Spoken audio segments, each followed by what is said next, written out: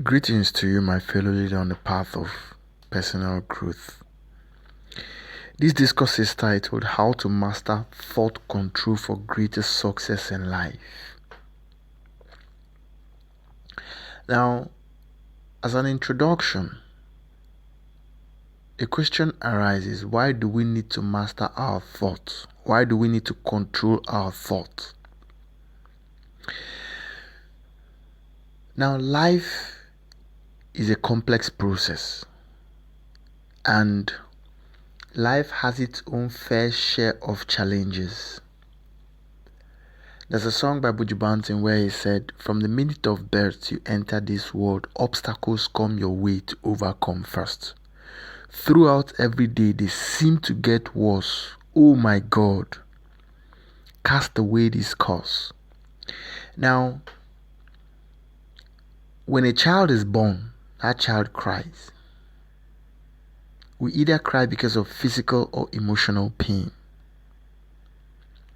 Life has its challenges.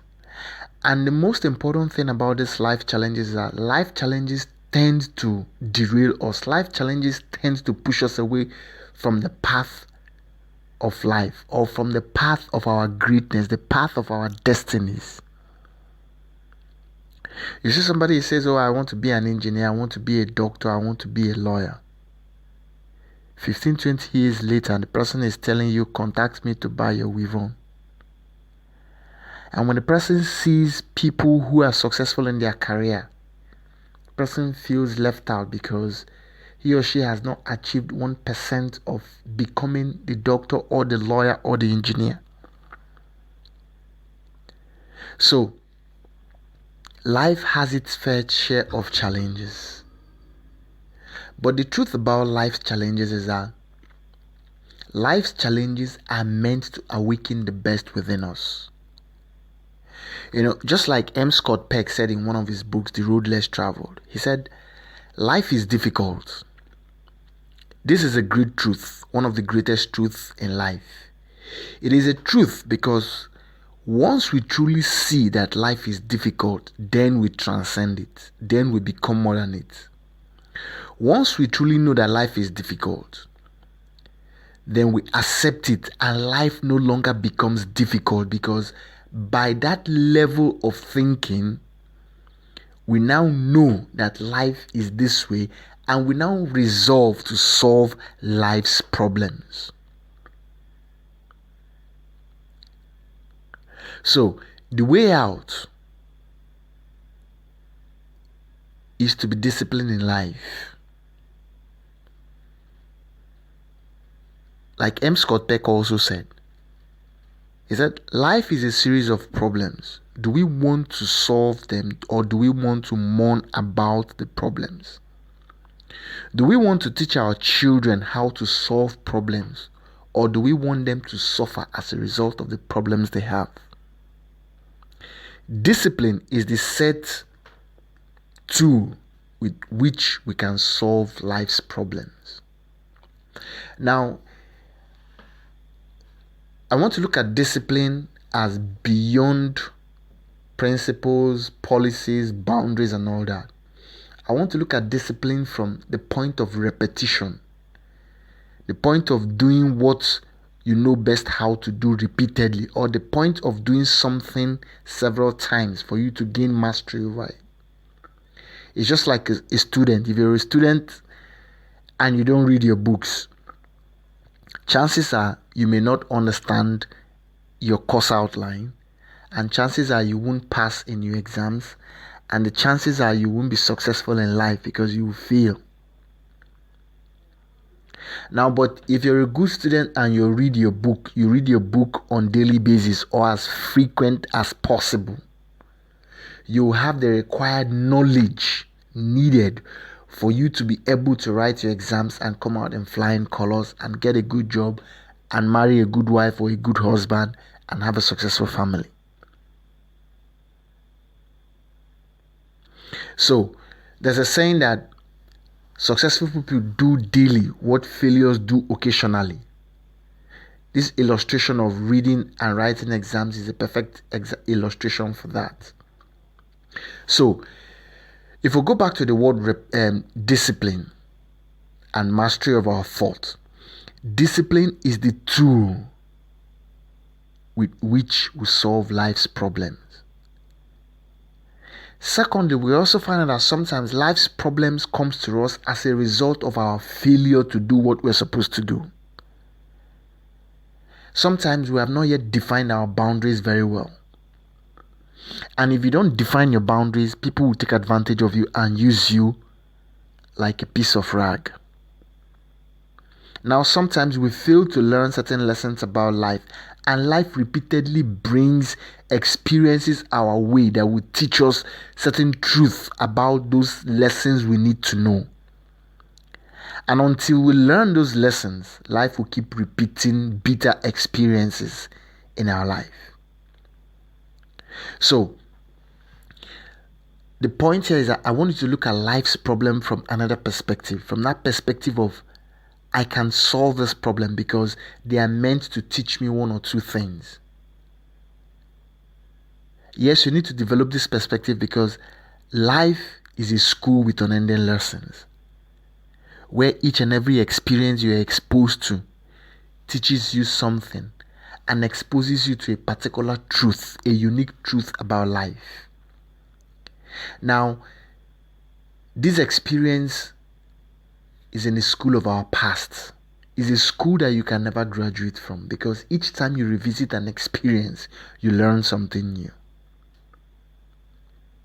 So, life has its fair share of challenges. I say fair in the sense that the experience you have or the challenges you have are unique to you, are unique to blossom out something within you. So discipline is the key to solving life's problem. With little discipline, we'll solve little problem. But with total discipline, we'll solve the total problems of life. So, believe that you can solve the problems that come your way. Don't look at the problems from this perspective of, oh, why me? Why am I being punished? Or you see your problems as a visitation by a deity or your idea or conception of God. You see it as God is punishing you or something. No. I want you to look at life from this perspective of I can solve these problems because they are here to teach me something. You know, if I go a bit scientific, there's a saying that necessity is the mother of all invention. Yes. But mothers don't give birth to children alone. Mothers are impregnated by fathers. So if necessity is the mother of all invention, challenges is the father that impregnates the mother of necessity to give birth. So the challenges you face are the necessity that comes to inspire you to bring out the best that is within you. Know that you can create that best because there is none like you. You are unique, you are different, and you can create success out of life.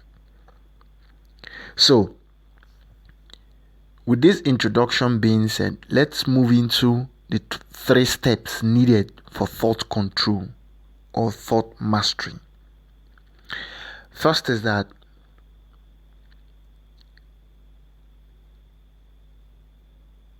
you have to convince yourself. Now, this is the first step in the process of creating your desired goal, your desired aspiration, your desired vision. You need to convince yourself. Why do I talk about conviction? Let's take the illustration of a young man or a young person.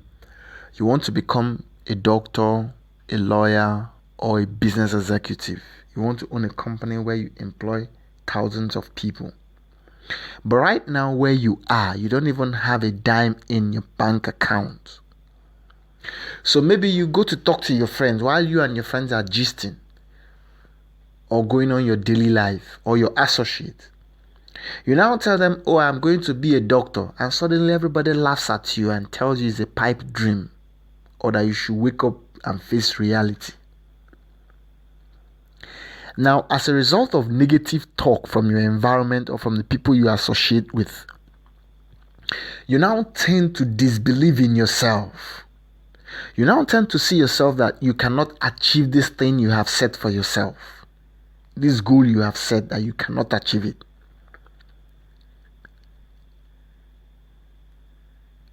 So, you have to convince yourself that you can achieve the goals, the dreams, and the aspirations you have set for yourself.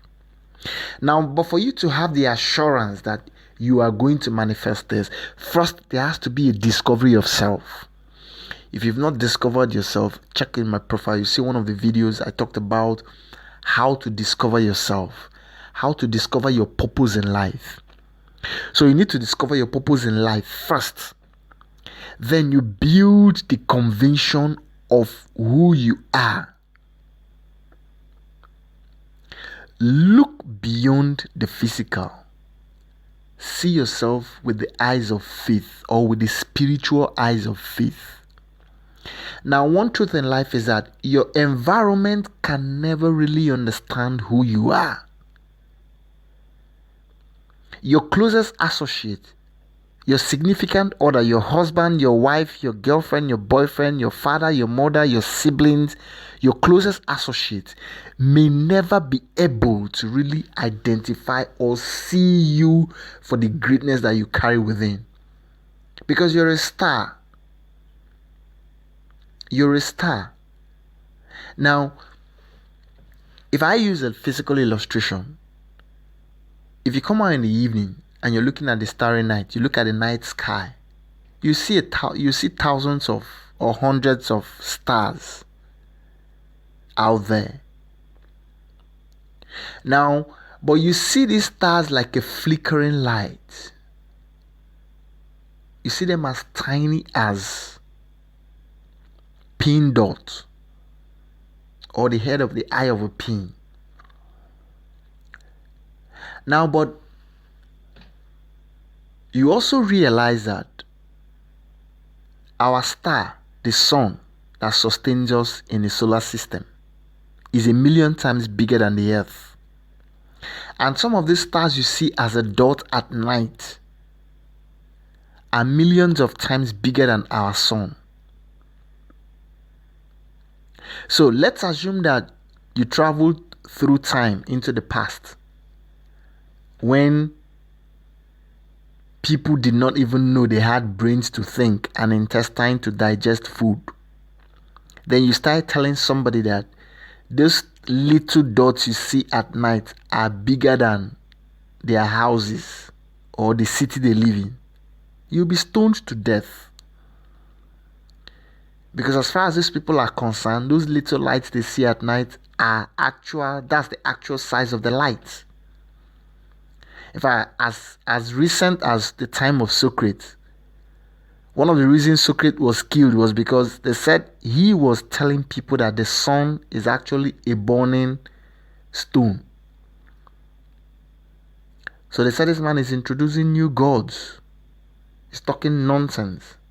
Is it that sun we're seeing every day that is stationary and is nothing, that you're coming to tell us is actually a burning stuff?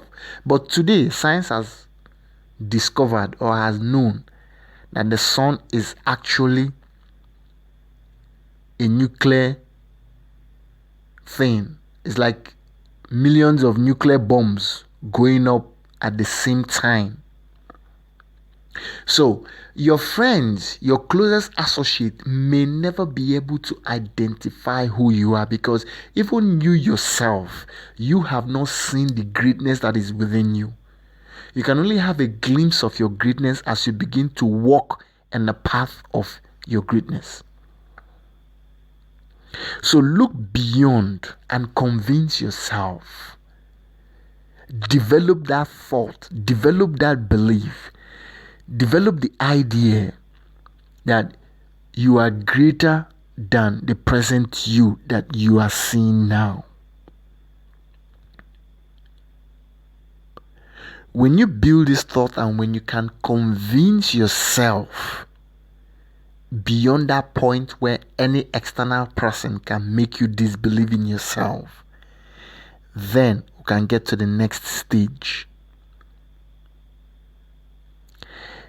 The next step in the process of thought mastery, or the second step in the process of thought mastery, has to do with you creating the thought. Now you have to be creative. This is where imagination comes to play. You have to use all your imaginative strength to create a picture of your desire. Create the images of what you want to manifest. Now, this manifestation or this success that you desire takes time. So, the imaginative process is a continuous one that spans throughout life, throughout your lifetime. So, you have to take it slowly. When you visualize, when you create mega success in your heart, in your mind, in your imagination, then this impels you, this compels you to begin to take active steps in the path. Because let's take, for instance, you don't have any academic qualifications, but you want to become a bank manager. Creativity here implies that you plant your bucket where you are. You start from your feet, right there where you are. You think of the next step to take you closer to your vision. Because the journey of 1,000 miles begins with a step, and each step you take takes you closer to your vision. So you need to be creative enough to know the next step to take. It's not the best to travel to another country or to go for a greener pasture somewhere or to live where you are. You can develop success wherever you are. All it takes is courage, strength, will, resolve, and discipline. When you have these keys, then you can create success wherever you are. With the conviction that is within you, you can create success. I'll read out a letter by Wilbur Wright to one of the engineers he was working with. Wilbur is from the Wright brothers, the two people who invented the first plane. Now, let me give us a brief.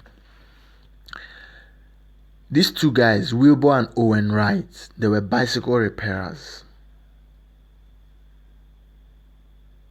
And when they were bicycle repairers, they were engineers, PhD holders, professors of physics, chemistry, and all the academic science. And these people were writing books proving that man cannot place a flying machine in the air. But these two bicycle repairers made the first successful plane that flew for about 43 seconds. Let me read out a letter he wrote to the engineer.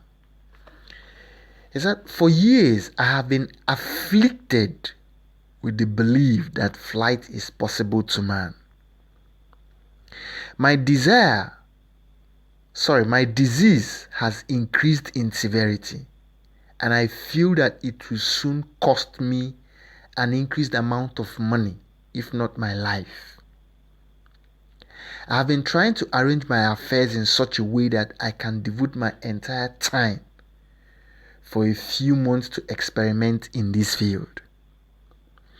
My general idea of the subject are similar to those held by most practical experimenters, that to which that what is chiefly needed is skill rather than machinery.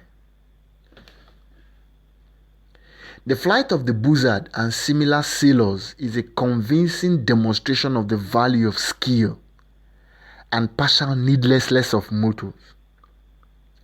It is possible to fly without motors, but not without knowledge and skill. This I conceive to be fortunate, for man by reason of his greater intellect can more reasonably hope to equal birds in knowledge than to equal nature in the perfection of her machinery. My observation of the flight of buzzards leads me to believe that they regain their lateral balance when partly overturned by a gust of wind, by a torsion of the tip of the wings. If the rear edge of the right wing tip is twisted upward and the left downward, the bird becomes an animated windmill and instantly begins to turn a line from its head to the tail, being the axis. It thus regains its lateral position even if thrown on its beam, so to speak. As I have frequently seen them, I think the bird also in general retains its lateral equilibrium, partly by presenting its two wings at different angles to the wind, and partly by drawing one wing, thus reducing its area. I'm inclined to believe that this is the first and the most important and usual method. My business, bracket open, the bicycle shop, bracket closes, requires that my experiment be confined to the month between September and January. And I will be particularly thankful for advice as to a suitable location where I could depend on winds of about 15 miles per hour without rain or too inclement weather. I am certain such locations are rare. Now, what I want us to understand from this letter is the passion, the conviction, the belief, the faith of someone who believes in his ideas.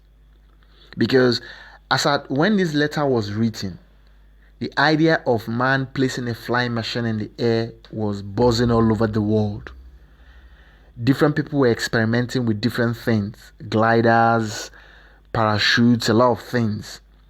Some ended in serious disaster. Some people were confined to beds and wheelchairs after they experimented because it was actually dangerous. And so there were two schools of thought as of then. Some people said man cannot fly because you cannot place a machine in the atmosphere because it is heavier than air. Iron is heavier than air. Hence you cannot place it in the air because it will collapse. But this was somebody who was a bicycle repairer who lacked any academic qualification, but who had experience and who had the zeal, the desire, the passion to create. So I need you to create the future that you desire by looking at yourself from your inside and believing that you can create that future. Then create a mental image of who you want to be and maintain that image. Now don't allow anything from anybody. Don't allow anything derail you from this goal, from this vision, from this conviction that you have within you. This takes us to the last step in the process of thought mastery. And this thought mastery has to do with taking action as a result of your creative ideas that you have generated. Take action. Take action in all directions. Take action with passion, with faith, with knowledge that you know that you will manifest your desired vision. Don't allow anybody to tell you no. Don't allow anything to make you feel that you can't succeed, because your success is inevitable. Now, there's no actual step. There's no one size fits it all in this last step of thought mastery. You just have to be creative to design your vision as it suits your particular circumstance. Now, thought is the key to life. Without thought mastery, success will be a mirage. Master your thought, and nothing will be impossible for you in life. You will achieve your vision. You will achieve every goal you ever set your mind to. Now, the achievement of your success is not dependent on how much you have in the pocket or on how much academic qualification you have. It is dependent on how much you're able to master your thoughts and create the destiny you need, create the success you need. Destiny can never be delayed nor denied except by the laxity of the carrier of that destiny. So the moment you carry a great destiny, the moment you fashion a great destiny, the moment you create a great destiny, with speed, put yourself to work and create that future. You can master your thoughts by repetition, repeating the discipline, knowing what needs to be done and doing it. Your future is in your hands. Master your thought and master your destiny. Thank you for listening to this discourse. If you have any questions, you can leave it down in the comment section. Let us learn from each other and let's be friends. Cheers.